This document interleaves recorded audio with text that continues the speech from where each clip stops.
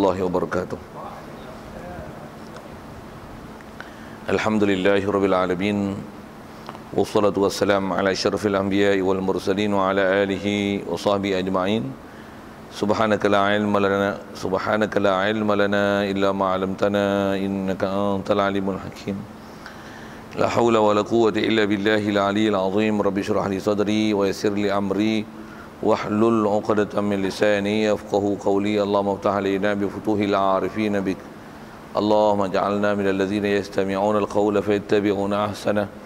اللهم علمنا مما جهلنا وانفعنا بما علمتنا وزدنا علما نافعا يا رب العالمين. قال شيخ مصنف رحمه الله تعالى ونفعنا به وبعلومه في الدارين amin.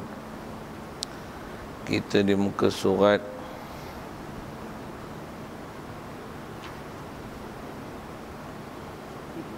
7 ini. Kata musannif rahimahullah ta'ala, ketahui oleh kamu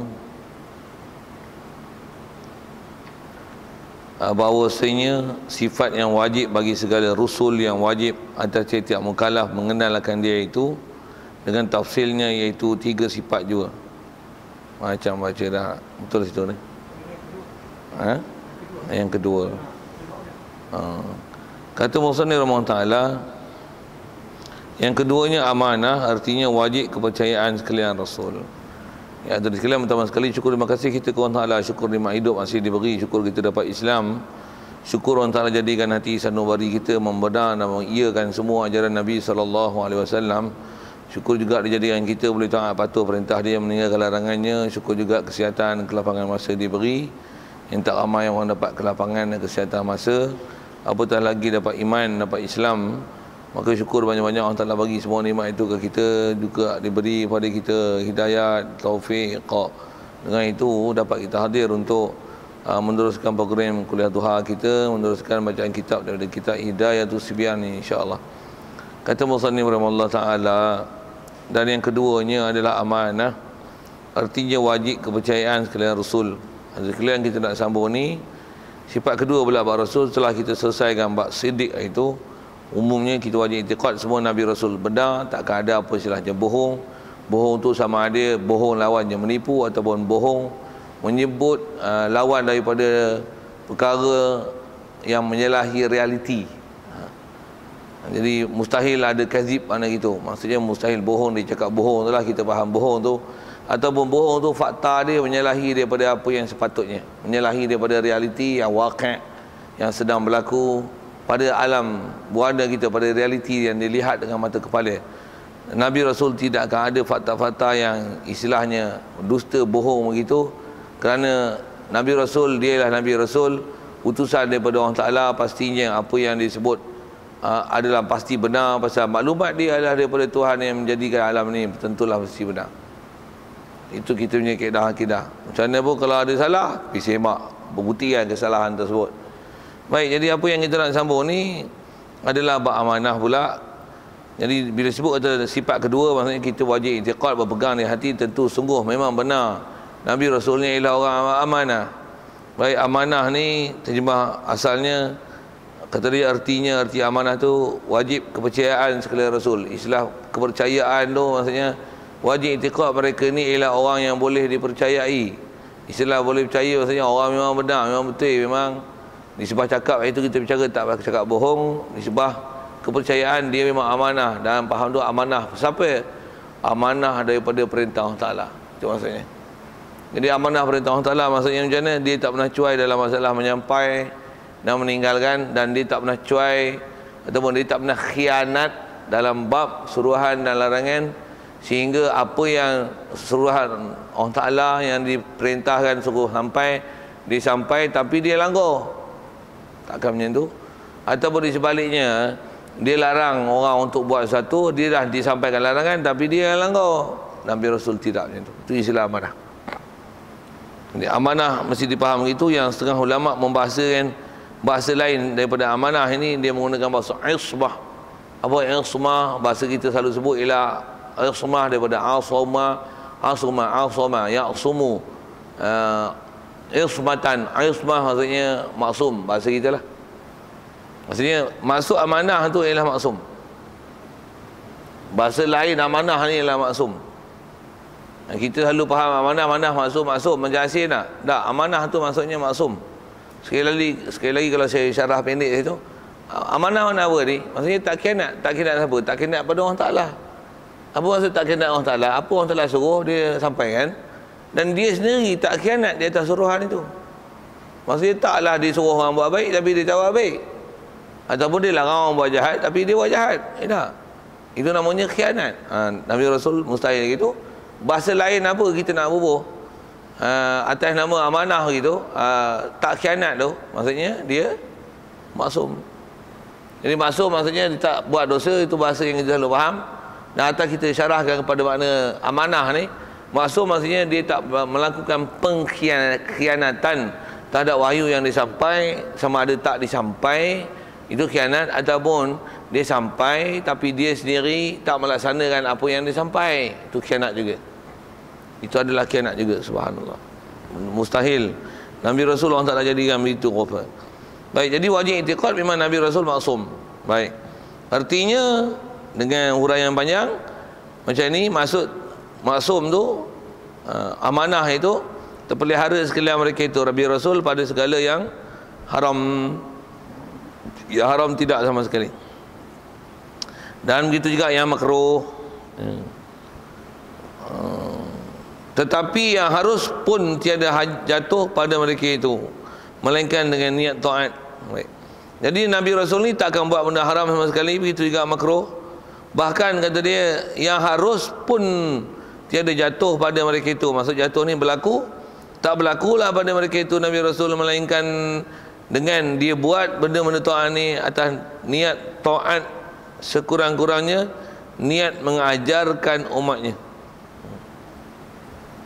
Itu Nabi makan, katalah dia makan daging, nak ajar kata daging boleh makan, ya. Pulun makan hari-hari makan daging, tak.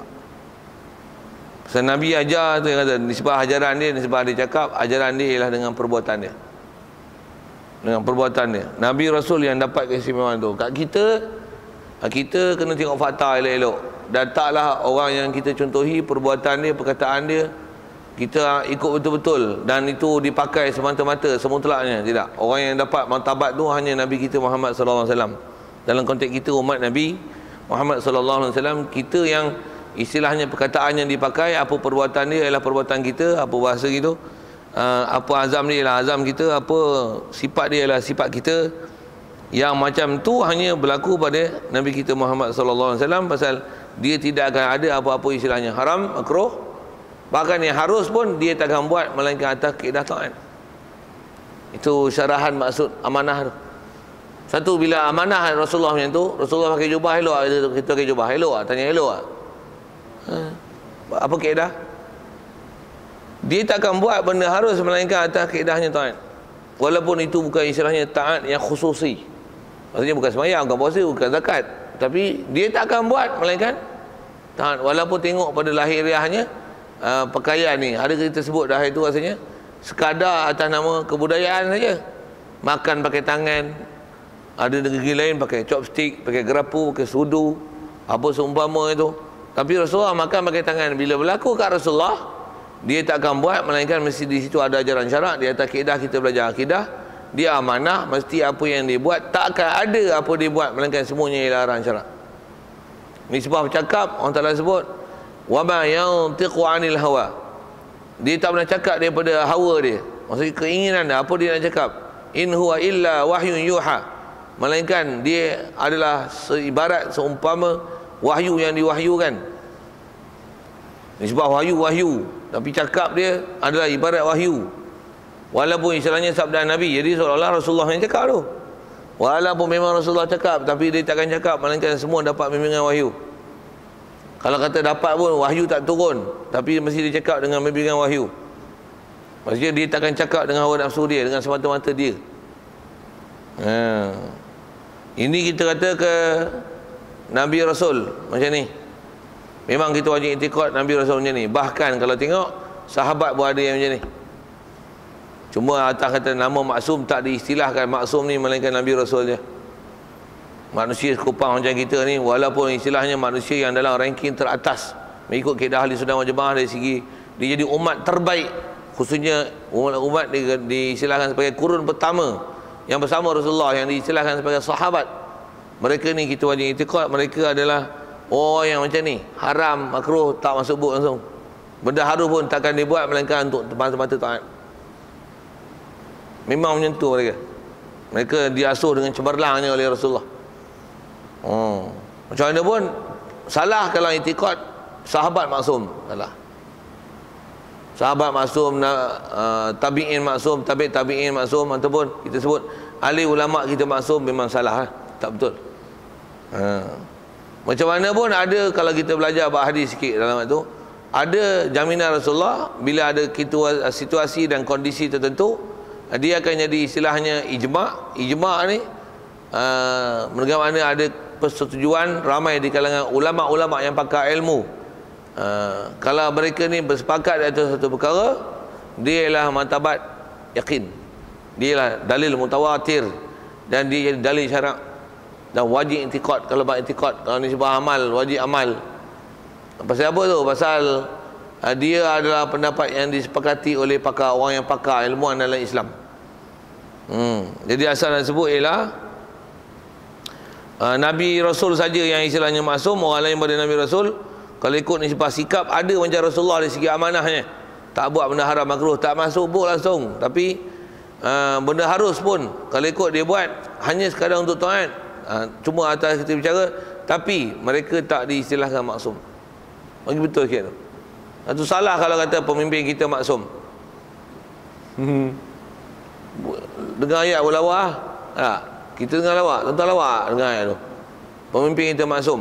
Alah, maksum tu tak dikata kepada pemimpin. Kalau kita kata kepala wali adalah orang yang baik, betul-betul.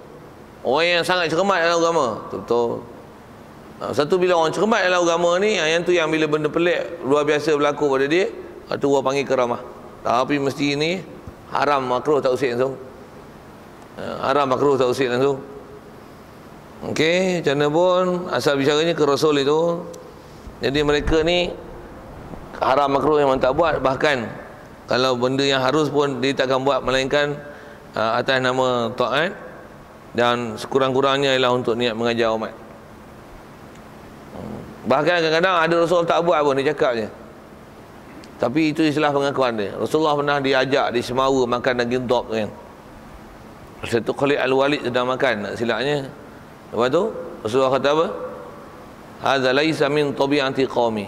Ini bukan tabiat kaum aku. Maksudnya dia Arab Quraisy yang Rasulullah tak makan tu. Tak makan dhab. Faham boleh makan tak? Boleh makan tak? Pasal apa boleh tak? Kalau tak boleh, Rasulullah kata hampa makan ni nak jadi haram jadah. Tu bahasa saya lah. Tapi dia kata apa? Ini bukan tabiat kaum aku. Maksudnya kata kaum Quraisy yang golongan bangsawan tak makan. Macam kita kata nasi lemak RM1 tu agung makan tak? Sultan makan? Sultan kan kata apa? Bukan tabiat kaum beta. Golongan beta makan nasi bungkus gitu. Cuma ke tuanku lah kan disebut. Macam mana nak sebut bahasa tu? Apa maksudnya tak boleh makan ke? Bukan. Martabat dia tak makan. Rasulullah martabat dia tak makan dhab tu. Maksudnya binatang yang macam tu walaupun halal dia makan, tapi Rasulullah tak makan. Maksudnya makan benda-benda macam tu dia istilah orang yang low standard sikit lah. Boleh faham saya cakap? Nasi lemak bungkus RM1 low standard tak? Nisbah dengan tuanku low standard lah. Tuan dia orang makan semua bintang-bintang je. Boleh faham? Walaupun nak makan serupa kita punya sedap lagi. Okey, situ sikit ke tuan ke rajanya. Rasulullah kita bicara Rasulullah, kita buat hukum. Cuma ke bab besar tu satu hair. Jadi kat Rasulullah tu yang bila dia makan, contoh ikut amal yang baik. Faham kaedah kita ambil mana? Faham amanah. Rasulullah amanah. Satu kalau orang tu boleh makan dengan sudu boleh tak? Yang garpu boleh tak? Chopstick nampak macam kecinaan, tapi boleh tak? Makan pakai chopstick je kapir terus. Pakai garpu sudu, pakai pisau tu kapir. Tapi pakai tangan, dia sesuai dengan Melayu. Dan itu fitrah kita pun. Dan fitrah umum manusia makan pakai tangan. Katalah makan nasi pakai tangan boleh? Boleh. Pakai jari, 3 jari. Okey. Bubur pakai 3 jari? Selalunya nak kuah tu payah sikit. Laksa makan 3 jari. Mi kuah makan 3 jari. Dari segi boleh. Kata aku nak ikut Rasulullah. Ikut, bagus, silakan. Tapi kau lambat sikit lah nak habis. Orang habis 3-4 mangkuk kau tak siap lagi. Bubur pun dia makan gitu Siapa? Tiru perbuatan Rasulullah. Bagus ni. Boleh ta'assub kat Nabi itu? Ya. Kita diajar ta'assub pada Rasulullah itu. Rasulullah panah, aku pergi mana pegang panah. Tapi Rasulullah taklah ke mana pegang panah. Kita pun mana-mana pegang panah. Siap selepang. Faham selepang? Bergalas tu. Dengan busur ni bawa panah. Tongkat, Rasulullah pun taklah sering ke mana-mana dengan tongkat, tapi bertongkat boleh tak? Sunnah bertongkat. Itu yang jadi ulama sebut bahasa sunnah kan? Sunnah memanah. Tapi jangan panah orang. Okey, sikit tu. Tongkat jangan kata orang. Itu satu hal lah, tu jaga disiplin tu. Tapi maksudnya bertongkat macam mana bagus? Bukan kita pakai pun tongkat, masuk pakai tu taklah berhajat untuk berdiri itu kepada tongkat. Tapi bertongkat pegang sunnah. Habis selesai. Kenapa tak sunnah-sunnah pula? Rasulullah dia takkan buat, melainkan itu istilahnya prosesnya amanah. Takkan ada pada dia benda haram, takkan ada benda makruh. Kalau harus pun dia selected punya. Jadi faham apa? Mestilah pakaian dia, perbuatan dia, percakapan dia, maksudnya semua selected, semua baik-baik. Kau ikut, bagus. Ikhlas. Tak nak buat, ada kategori ulama dengan bahas, ada sunat, apa-apa bahas, kilah ulah lah. Tapi jangan pelekeh. Janggut bagus. Misai dia anda bagus. Rasulullah ada isteri lebih daripada seorang, bagus. Tak sebut je, benda yang bagus-bagus lah. Pasal menunjukkan tanggungjawab dengan wanita, dan dia kemas dalam bab pengurusan pasal boleh menguruskan 2 wanita, bukan 2 wanita, 3 wanita, 9 wanita. Kita satu pun kelang kabut, berak bertabur dengan jalan. Istilah berak bertabur tu pengurusan kita teruk tu kan. Rasulullah boleh macam mana? Pula tu dengan tanggungjawab. Bukan macam macam itulah. Rasulullah tak kata tu yang nak follow Rasulullah, ikut. Cuma kat kita ada law 4 aja boleh. Urusan apa? Tongkat je mana? Tongkat boleh. Tapi masjid semayang, semayang. Gaduh ke tongkat je buat apa? Pasal benda tu nak sebut, benda tu ada kebaikan tapi dia ada keutamaan yang lebih besar. Situ je lah kan. Tongkat. Nak buat jubah sorban boleh? Boleh. Tapi jubah sorban, harap jubah sorbannya Quran tak boleh baca. Macam mana pun Quran tak boleh baca, tak boleh baca tu, tapi jubah sorban bagus. Biar bagus, kata bagus lah. Tongkat bagus, janggut bagus. Cuma yang tak bagus tu bagi bagus lah. Dan jangan pula nanti duk sibuk benda-benda yang istilahnya, benda tu istilahnya kalau disebut surah syarat dia kecil. Itu bukan istilah maqasid matlamat, tapi satu yang duk sibuk. Tapi benda-benda yang usul yang macam kita duk belajar ni, bab akidah macam ni bab ilmu macam ni, tak buat, tak ambil berat. Silap. Kenduri kahwin macam mana? Ya datang. Bersusah payah 3-4 hari, seminggu siap lah aku naik kenduri. Majlis ilmu macam mana? Sebelah rumah tak datang. Baca okay. Asal kita bicara tak mana satu kat Rasulullah ni, kita Rasulullah memang letak ranking tinggi sekali ya. Apa-apa pun macam mana? Rasulullah. Apa-apa pun Rasulullah. Cuma sikit lagi panjang situ Rasulullah tu. Macam mana nak faham apa huraian yang berlaku pada Rasulullah? Tengoklah ulama yang pakar. Pasal zaman sekarang tuan-tuan kacau bab tu. Selawat lebih pun orang kata nanti syirik. Pasal apa? Lebihkan Nabi Muhammad lebih daripada Allah Ta'ala. Awak pun majlis tu ialah berselawat pun, masalah yang tak selawat je. Itu pun dia kata syirik lah. La ilaha illallah. Dia orang tak suka selawat-selawat ni mana. Konsert tak pernah pula komen konsert ni syirik. Tak ada pun. Tapi kalau buat selawat syirik. Yang orang tak suka sebenarnya. Macam-macam lah. Tu hati-hatilah sikit jadi asal bicaranya. Kita kat Rasulullah memang ini kaedah kita tak i'tiqad tak maksum, dan semestinya contoh ikutan baik kita balik pada dia. Sikit, jaga sikit jangan terlajak. Tok Imam maksum tak?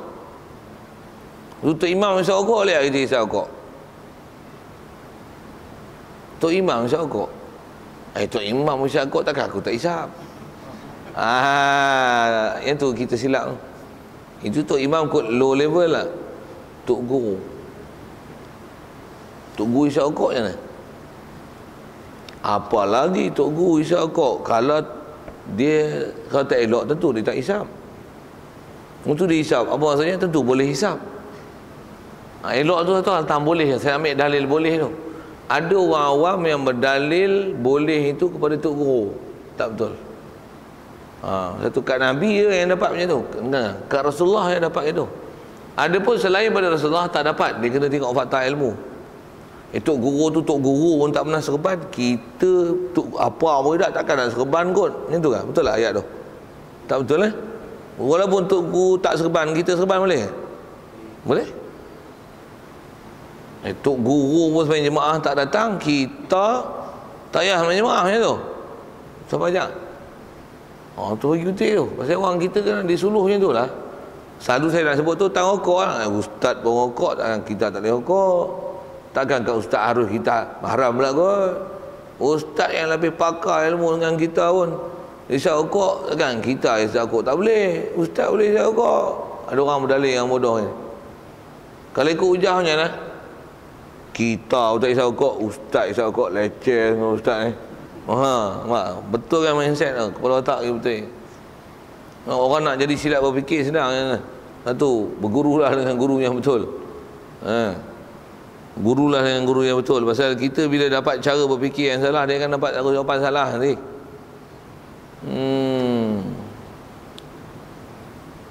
Sikit saya nak sebut gini, tentang gurulah dengan guru yang betul. Saya nak sebut isu tu lah. Pasal baru ni pun duk bising sebut tu, nak sebut juga. Apa dia? Babi dengan anjing mana lebih teruk tuan? Babi. Betul. Kenapa? Kalau anjing, Rasulullah memang pernah sebut, iza walighal kalbu ida ahadikum falyaksil bisab'in falyaksilha bisab'in ihdahunna biturabin aw kama qala. Kalau anjing jilat bekas kamu, bekas minuman kamu, maka hendaklah kamu basuh 7 kali. Satu daripadanya adalah dengan air tanah. Anjing jilat kena basuh air tanah, babi jilat macam mana? Kena ya? Kita Syafi'i dah faham memang macam tu lah. Mana ayat Quran yang suruh? Mana hadis yang suruh? Yang ni yang dalil asal tak ada, tapi ulama pandai proses, bijak mereka dan faham isyarat Quran. Sikit nak faham tang Rasulullah sebut, Quran sebut, tapi ada benda yang tak sebut macam mana? Use your sense. Ini ulama ajar dengan kaedah kias. Nak sebut tu pasal mana? Ada ustaz-ustaz model sekarang ni dia tak mahu kias. Babi pun dia kata boleh. Tak ada ayat Quran, hadis Nabi yang melarang tentang babi dan gaduh nak basuh 7 kali. Apa dengan babi ni, apa masalah ni? Tak ada hadis ayat Quran yang suruh dengan babi. Babi pun sebut masalah daging ya. Tak ada masalah bulu, masalah samak ni bak anjing ya. Tengok ulama kita. Dan kita dalam mazhab Syafi'i macam mana? Babi anjing adik-beradik. Pasal apa? Kalau babi pun kena jilat dia, kena basuh 7 kali. Anjing macam mana? Tu saya tanya awal-awal tu, anjing dengan babi mana tegur? Babi panggil uduh dia akan makan apa saja. Najis dia makan balik. Kalau tuan-tuan ada Facebook, ada WhatsApp, ada dia mana antak-antak tu. Ni kan, memang babi sejak isu Cadbury tu, duk cerita babi saja. Babi, barang babi ni, habis semua, muntah habis semua babi balik. Pandang dengan muka kita. Rupanya duk makan babi apa ekor lah lagi pun. Sikit lah ayat-ayat itu. Jadi bila sebut babi-babi ni, antara video yang keluar tu ada yang cakap Indonesia tu. Saya tak tahu tuan-tuan pernah tengok tak pernah tengok. Tapi saya nak sebut fakta dia tu lah. Jadi disebut babi ni antara sebab dia haramkan syarak pasal apa? Dia sebutlah masalah ulat, apa, percandaan dia tak ada tengkok. Babi tak ada tengkok kan. Dia tak akan ada istilah boleh menyembelih di tengkok. Tak ada. Babi binatang tak ada tengkok. Tu perhati kan. Babi tak ada tengkok kan. Apa nak sebut lagi Jadi asal nak sebut babi tu lah. Jadi babi dengan anjing ni, babi huduh orang panggil. Tuan-tuan tengok anjing biasa rompeng dengan anjing jantan tak? Anjing jantan rompeng dengan anjing jantan. Babi jantan ni biasa. Bahkan satu betina 7 jantan bantai. Anjing pun kalau yang ni bantai, dia ganggung dia. Hak anjing jantan lain nak pakai. Babi macam mana? Hak ni pakai, ni balas, hak ni balas. Bahkan mak dia pun dia balas. Ayam pun ada, tapi payah lalu. Tambah pula ada ayam bapak tu kacau. Dia tak usik lah. Babi bakar balas semua. Jadi satu panggil babi tu, bila orang makan babi ni tuan, pasal bila makanan dia akan mempengaruhi tingkah laku antaranya. Untuk makan benda tak elok, dia jadi perangai semua tak elok. Otak tak elok, cara fikir tak elok, semua tak elok. Sikitlah ke babi tu. Asal nak sebut tahu nak nafs. Satu ulama kita ajar kaedah ambil use your sense tu. Kalau babi pun kena jilat, kena 7 kali. Babi macam mana? Kalau anjing kena, babi macam mana? Apa yang lagi teruk tu Quran tak payah sebut. Quran sebut dengan mak bapak, jangan cakap wala taqul lahuma uffin. Mana ayat Quran kata jangan sepak mak bapak? Tuan-tuan pergi cari. Mampu tak jumpa? Tak jumpa kan? Tuan-tuan jumpa saya bagi RM100. Jangan sepak mak bapak kamu. Jangan bunuh mak bapak kamu. Tak ada kan? Jangan bunuh anak, ada. Jangan bunuh mak bapak, tak ada. Soal, boleh bunuh mak bapak? Pasal tak ada larangan bunuh. Jangan nak buat bodoh tu. Mak bapak ni yang kata bunuh weh. Istilahnya kata boring, letih, penat, jemu. Apa semua tu? Letih lah mak duk suruh saya, yang mak suruh lawan lain. Bukan menengking pun, tapi bagi alasan tak mau patuh. Itu pun dah agak sepaknya lah. Anjing pun tak boleh. Babi macam mana? Biar ada orang tak faham. Dan antara tak faham tu lah ni, kalau tengok artikel yang duk tersebar kan, Dr. Mazhar. Benda tu dah lama kan. Kalau zaman saya dulu kecil-kecil, Tuan-tuan duk sebut Hasan Bandung. Kok tuan-tuan tak biasa bercampur dengan bab-bab tu, tak biasa tahu tak? Hasan Bandung ni orang Indon lah. Dia pahaman Muhammadiyah dulu. Muhammadiyah ni Wahabi ya sebenarnya. Dia antara mempelopori usul-usul fiqh. Antaranya disebut gini.